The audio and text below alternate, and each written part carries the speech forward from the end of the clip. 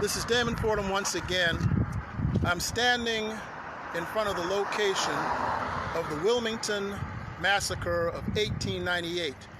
Over here they're calling it the Wilmington Coup, which it actually was. But this is the spot where there was an armory here on November the 10th, 1898, where white members of the Red Shirts, a sort of Klan organization, this is where they gathered to send their armies out and destroy much of the African American community, including the burning of the Wilmington Record, a black newspaper here.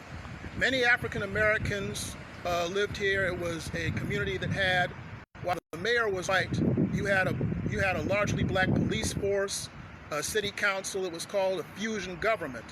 Unfortunately, this was too much for a lot of racists at the time. And after Alexander Manley, the African-American writer and newspaper editor, published an editorial condemning lynching, this was when Benjamin Tillman of South Carolina came up here and stirred up the mob to lynch Alexander Manley.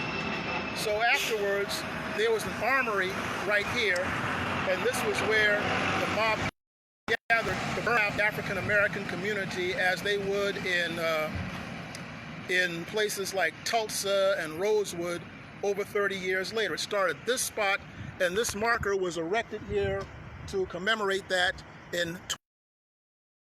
so that people will know the story. But I came here to Wilmington today so I can personally show you these things as well as tell you the story. And I'm going to show you a spot in a few minutes